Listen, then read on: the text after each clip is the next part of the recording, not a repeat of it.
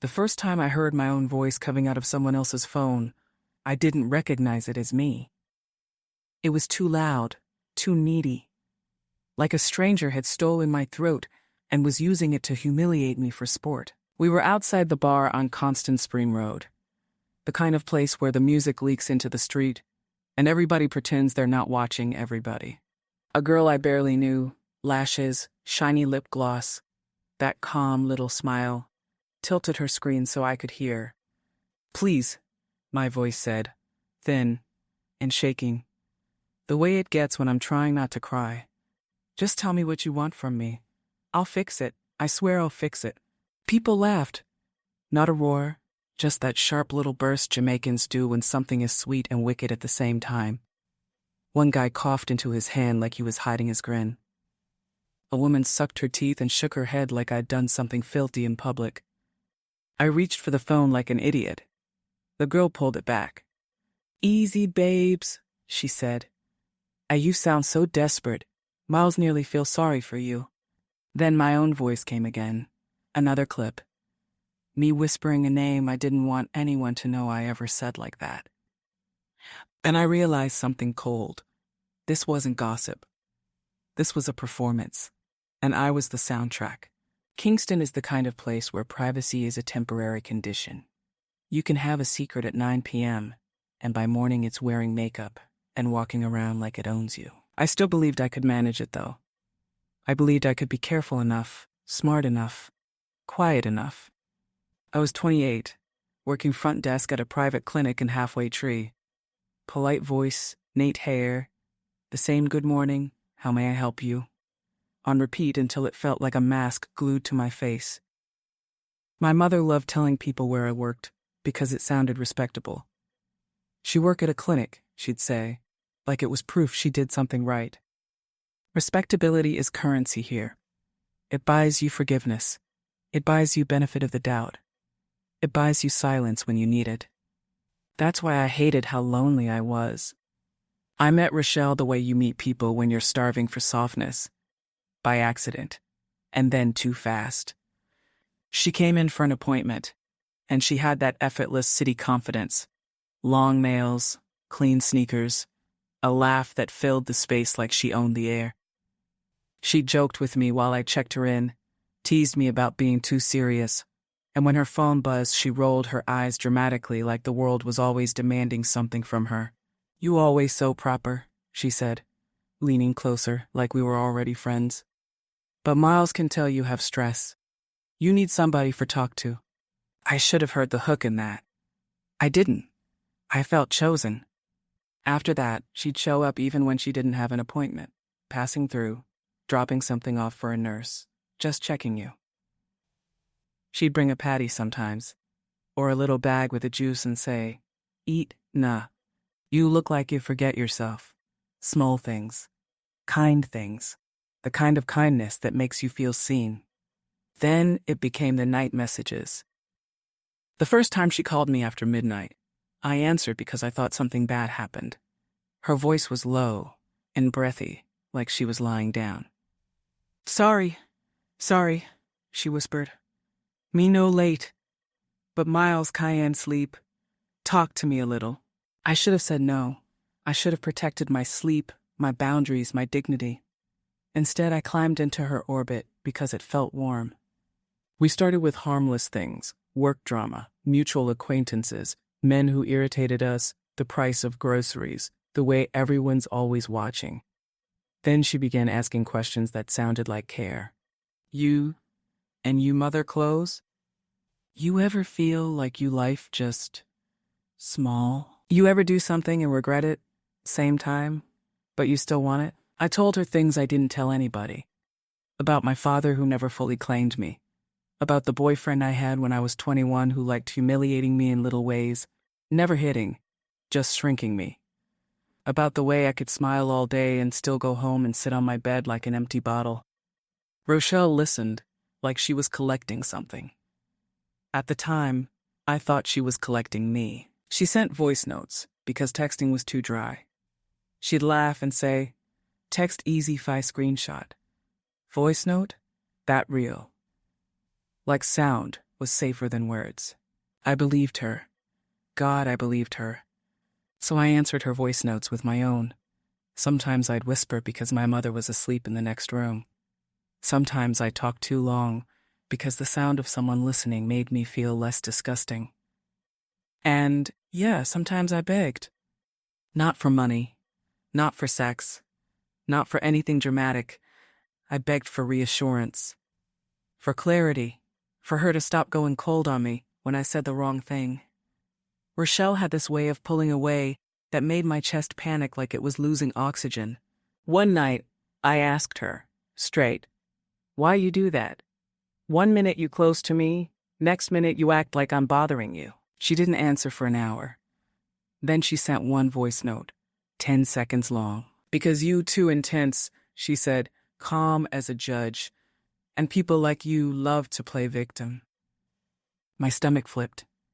I sent 3 voice notes back to back, stupid and frantic.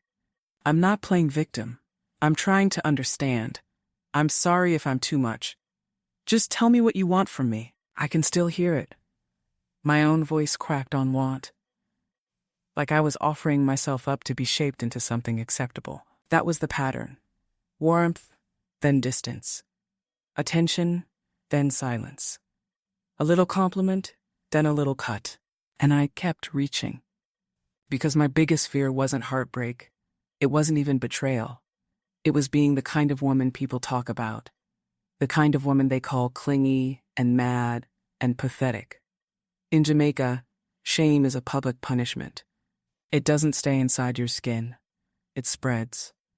Rochelle started folding other people into our conversations like it was normal. "Me told Tanesh about you," she said one day, casual. "She say you seem nice." My spine went stiff. "You told her what?" "Nothing bad," Rochelle said, laughing. "Relax yourself. You always so panicky." But I couldn't relax. My mind started doing that thing, imagining my private voice being played in a group, a room, a car full of girls laughing. I hated myself for even thinking it. So I tried to be better, cooler, less needy, more like her. And that's when she started suggesting I owed her. Not money, not directly. Just loyalty. "If Miles call you, you answer," she'd say, half joking. "Nah, do that busy thing." If I hesitated, she'd hit me with that same calm voice. "See it day. People always leave when it's inconvenient." One night, after she'd ignored me for 2 days, I snapped. I sent a long message, too long, about how she made me feel small, about how I didn't understand why she kept testing me. Then I deleted it. Then I sent it again as a voice note. Because I wanted her to hear my pain. I wanted it to sound real enough that she'd stop. Instead, she replied with laughter. Not loud laughter, soft, satisfied. "Babes," she said, "you really need to learn how to keep yourself together." That should have been my warning. That should have been the moment I stopped. But shame makes you do stupid things. It makes you chase the person holding your dignity like it's a leash. And I was already on the leash. I remember sitting on my bed after that voice note, staring at the ceiling fan, thinking, why the fuck am I doing this? Why the hell am I begging like some idiot? I wanted to throw my phone across the room. I wanted to delete everything, block her, vanish. But I didn't. I just lay there, sick and shaking. Because the truth was uglier. I needed her to stop being angry at me more than I needed my own damn pride. Rochelle didn't destroy me all at once. She tightened the trap slowly, like she was teaching me what kind of world she wanted me to live in. It started with small jokes about me in public. We'd meet at a little spot by Emancipation Park sometimes. Safe, open, daytime. The kind of place where you can pretend your life is stable because you're eating a sandwich near trees. Rochelle would show up late, kiss her teeth at the sun, complain about her phone dying, complain about people, complain about everything. Then she'd stare at me like she was assessing. "You look tired," she'd say. "You crying again?" I'd blink. "No." She laughed. Okay, Miss Angel. The first time she said Miss Angel, I thought it was cute. Then she started saying it louder, in front of other people. One afternoon, her friend Tanesha walked up while we were sitting. Rochelle introduced me like I was an accessory. This, the girl Miles tell you about, Rochelle said. The one always so emotional. My face went hot. I smiled too hard and said hello like my teeth were glued together. Tanesha looked me up and down, polite but curious, like she was already placing me in a story. Rochelle leaned over and whispered to Tanesha, but not quietly enough. Me can't do too much with her, you know. She get attached quick. Tanesha giggled. Stop it, nah. But she didn't stop. Rochelle watched my reaction like she was waiting for me to explode so she could prove something. And I didn't explode. I swallowed it, because the only thing worse than being mocked is being mocked and proving them right. Later that night, Rochelle messaged me. You quiet today. You mad. I typed and deleted. Typed and deleted. Finally I wrote, no, just tired. She replied, good, keep it so. That's when I understood the rules were changing. She wasn't just my friend. She was my audience, my judge. And she liked me best when I was small. She began asking for favors that sounded harmless but felt strategic. Colin's sick tomorrow, she said one evening. Come out with me. I can't just... See, she cut in. You always acting like you have so much responsibility, like you better than people. Miles hate that. It wasn't true, but it didn't matter. She said it like a fact, like a label she could stick to my forehead. When I refused, she'd punish me with silence. When I agreed, she'd reward me with warmth, sweet voice notes, compliments, a kind of intimacy that felt like relief. She'd say, me rate you, young, and my chest would unclench, like I'd been holding my breath for hours. Then came the first real threat. It was disguised as concern. We were on the phone late again. She sounded tipsy, laughing too much, words running together. You ever think about how people see you? She asked. Yeah, I said, cautious. Rochelle hummed, because you too trusting. And you talk too much when you vulnerable. My throat tightened. What are you talking about? She laughed softly. Me just saying. Kingston small, babes. People hear things. I think people hear things, babes. I tried to keep my voice even. You wouldn't do that. You're my friend. There was a pause. Then she said, almost sweet. Friend? That word mean different things to different people. After that, I couldn't sleep. My mind played my own voice notes like they were weapons. Every confession, every shaky sentence, every moment I sounded weak. I started asking Rochelle, carefully, to delete things. Delete what? She'd say, pretending she didn't understand. The voice notes, I'd say, forcing a laugh. Some of them embarrassing. Rochelle would respond with something like, girl, stop stress yourself. You act like Miles wicked. But her tone would be amused, like she loved that I was afraid. The first time I truly panicked was when a coworker named Althea stared at me too long at the clinic. You good? Althea asked, slow. Yeah, I said, too fast. Althea made a face like she was holding back words. Okay, just... People chat. My stomach dropped. People chat what? Althea shrugged, eyes sliding away. Nothing. No mind me. That nah, mind me, was a knife. Because it meant there was a story, already moving without my consent. That night, I called Rochelle, shaking. Did you tell anyone about me? I asked. She sighed like I was exhausting. Why would Miles do that?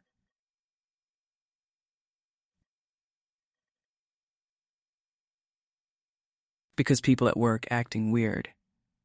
Rochelle laughed, sharp. So you really think you important enough for people build a whole story round? Ye go big, nah. My cheeks burned. I'm not saying. She cut me off. Listen, you need for stop freak out. You always in your head.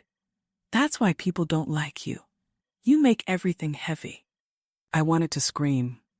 Instead, I begged again, voice cracking. Just tell me the truth. Please. If you did something, just tell me so I can fix it. There was silence on the line, and I could practically feel her smiling. Fix it how? She asked, soft. You can't fix what people already hear. I started crying, quiet, angry tears. I wiped fast, because I hated myself for giving her the sound of it. Rochelle's voice went gentle, almost loving. Oh, look ya now. Don't cry nah. Miles never say Miles do nothing. Miles just say, you need for be careful who you trust. Do you still have my notes? I whispered. Course, she said, like it was normal, like it was mine to be ashamed of. Why you ask? Because I want you to delete them. She laughed again. Delete them? Babes, you're funny. What if Miles need proof one day? Proof of what? My voice came out thin. Proof, she repeated, slow, that you not as innocent as you pretend. And there it was, the real engine. Not friendship, not misunderstanding, control. She wanted to own the version of me the world would believe. I remember gripping my phone so hard my hand cramped, thinking, this is crazy, this is fucked, this is sick. I wanted to curse her out, call her a wicked bitch, tell her she's evil, tell her she's not normal. But shame held my tongue like a gag. Because if I made her angry, if I pushed too hard, she could press play and turn my private desperation into public comedy. And I knew it. I fucking knew it. After that call, I became obedient in ways I didn't even want to admit to myself. If Rochelle asked me to come out, I went. If she wanted me to stay on the phone, I stayed. If she wanted me to apologize for acting up, I did it, swallowing my pride like medicine that tasted like dirt. The reward came in little bursts. She'd send a voice note, me proud AU. You behave good lately. And I'd feel relief like it was love. Then she'd punish me again, just enough to keep me chasing. By the time the exposure happened, the damage wasn't just the recordings. The damage was that I'd been trained to hear my own dignity as something negotiable. The night Rochelle finally pressed play in public, she didn't do it like a villain. She did it like a hostess offering entertainment. It was a Friday, and Kingston felt loud in that end-of-week way. Traffic, music, people hungry for release. Rochelle invited me to a little gathering at someone's apartment off Barbican Road. She called it a chill vibes, like it was harmless. I didn't want to go, but refusing had consequences, and I was tired of consequences. When I walked in, I saw faces I recognized from too many overlapping circles. Girls from high school, a cousin of a coworker, a guy who used to float with me at the clinic then stopped. The room smelled like perfume and rum and fried chicken. Somebody had a speaker playing dancehall low, like a heartbeat. Rochelle greeted me like she loved me. Big smile, arms open. Babes! She said, loud enough for everyone. Come meet people. My body stiffened. I smiled anyway. I let her pull me into the center of the room like I was something she wanted to show off. For maybe an hour, nothing happened.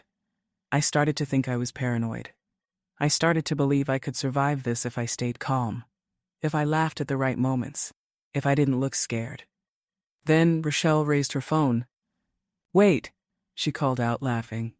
Wait, Miles have something funny. The room quieted the way rooms do when people sense blood.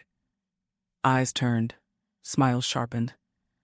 Rochelle looked directly at me, and her expression was affectionate, almost tender. That's the part that makes me feel sick even now. You ever hear somebody beg? She asked the room, playful. Like, real big? Someone laughed. Someone said, play it! I felt my skin go cold. Rochelle, I said low. Don't. She tilted her head. Don't what? My voice barely worked. Please, don't do this.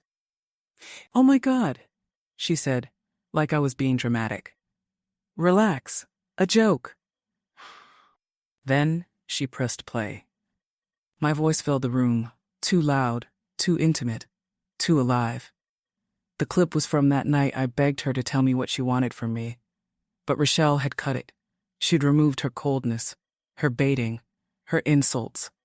All anyone heard was me, the desperate parts, the pleading parts, the weak parts. Just tell me what you want from me, my voice said. I'll fix it. I swear I'll fix it. Laughter. Not everyone, but enough. A few girls covered their mouths. A man raised his eyebrows like he'd just learned something juicy. I stood there like my feet were glued to the floor. My mouth opened, but no sound came out. I felt like I was watching myself drown. Rochelle held the phone higher. Proud. Listen to her, she said, delighted. Hear how she sound? Like she in love with misery. Someone shouted, "Play next one!" Rochelle did. Another clip, me whispering her name, soft, private. Someone made an exaggerated kissing sound. Someone said, "Ooh." My stomach clenched so hard I thought I'd vomit. I finally moved toward her, hand out like I could snatch my dignity back by force. Rochelle stepped away, still smiling. See, she said to the room. She mad now. But when Miles tell her stop act crazy, she never listen. It was so smooth. She turned my reaction into proof of her story. I heard myself speak, and it sounded like a stranger. Why you doing this? Michelle's smile thinned. Because you need learn, she said, still sweet.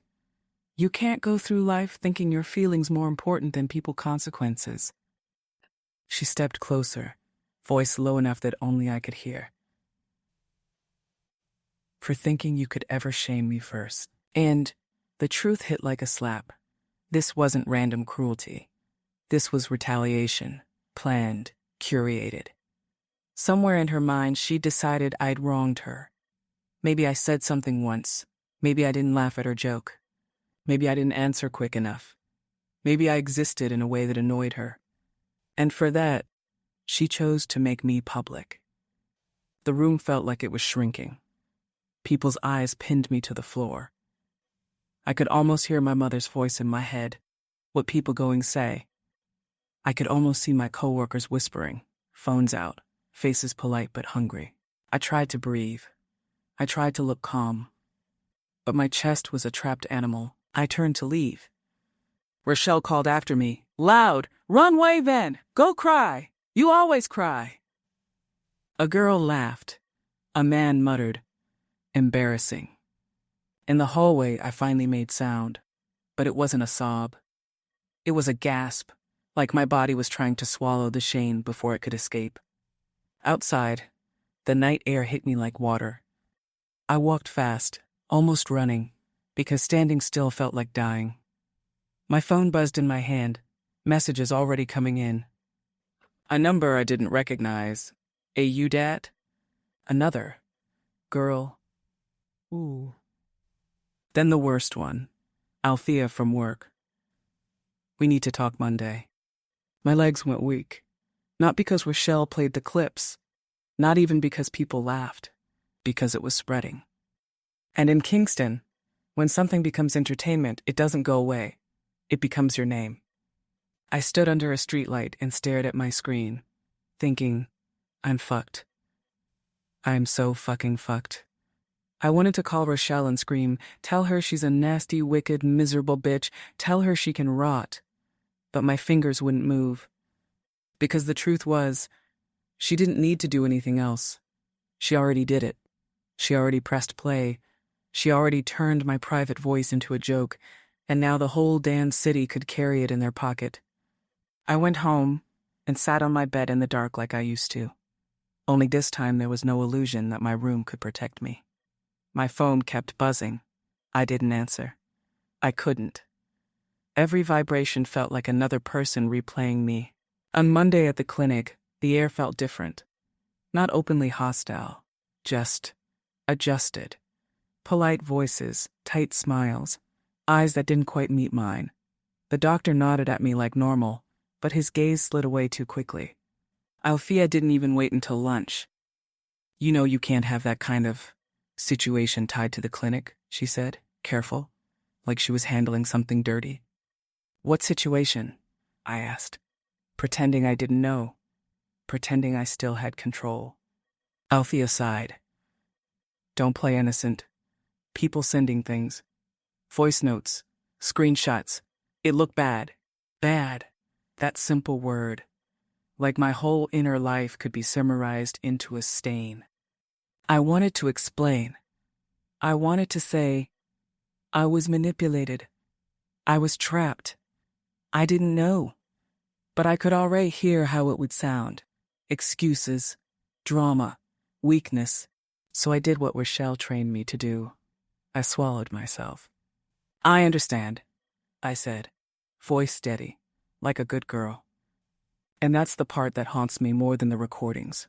How easily I stepped into silence to survive. Because now, even when my phone is quiet, I still hear it, my own voice. Begging, played back wrong.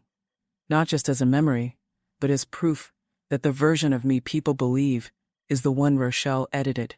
And I don't know how to live in a city that keeps my humiliation on repeat. Because the worst truth is this. Every time I try to defend myself, I can already hear the laughter starting. Like my voice belongs to them now. And I'm just the woman who taught them how to press play.